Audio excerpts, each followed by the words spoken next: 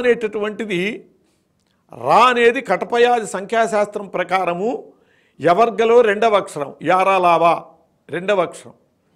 మా అనేటటువంటిది పవర్గలో ఐదవ అక్షరం పాపా బాబా మా. రా ఈజ్ ఈక్వల్ టు 2, మా is equal to 5, 2 into 5 10. Srirama Rama Rama 3 మాటలు రామ అనాలి కాబట్టి Rama is equal to 10 into 10 into 10 1000. సహస్రనామ తత్తుల్యం, అది సహస్రనామములు చేసినటువంటి ఫలితాన్ని ఇస్తుంది అని చెప్పి పరమశివుడే విష్ణు సహస్రనామాల్లో స్వయంగా చెప్పాడు.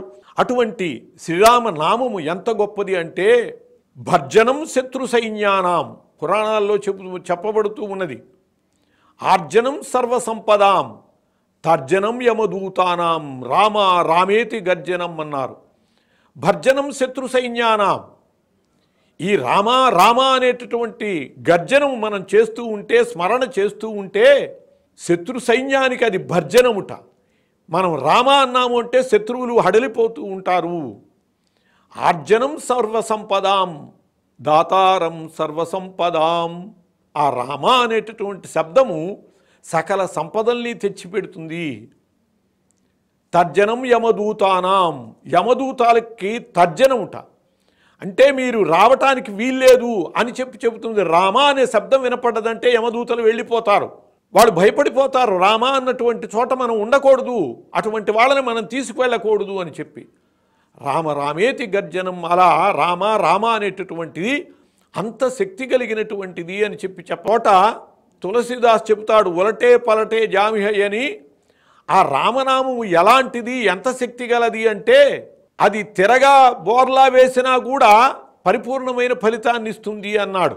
ఎలాగూ అంటే భూమిలో విత్తనం వేస్తున్నాం, రైతు వేరుశనగ విత్తుతున్నాడు. వేరుశనగ విత్తనాన్ని అలా ఒక్కొక్క గింజ అలా పైకి వచ్చేటట్టు మొలక పైకి రావాలని చెప్పి గుచ్చుతాడా? కాదు, అలా విసిరివారేస్తాడు.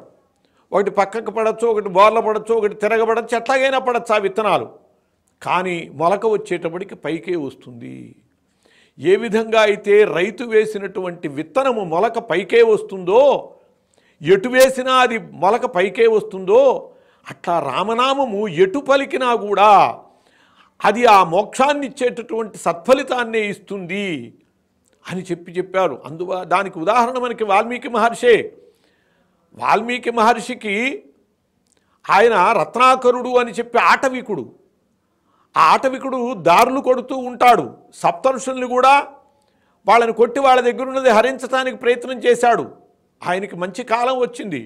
వెంటనే సప్తర్షులు, ఆగవయ్యా, ఏమిటి, ఎందుకు మమ్మల్ని కొట్టబోతున్నావు?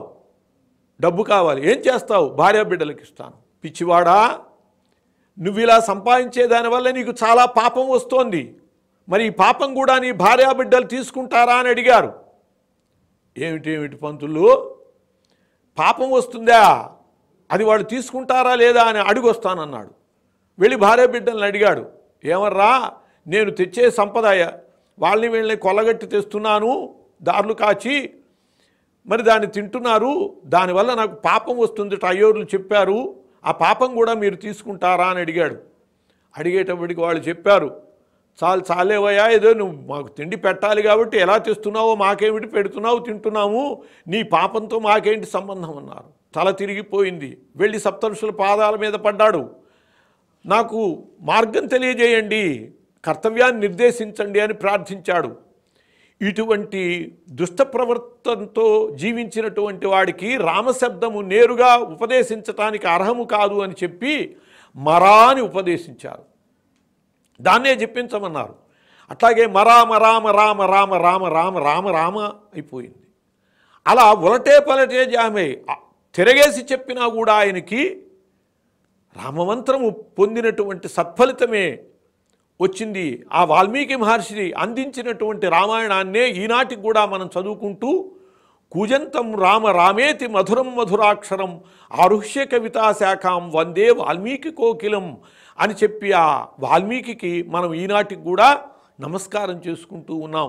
అటువంటి స్థితిని కల్పించింది ఏమిటి అంటే రామనామం.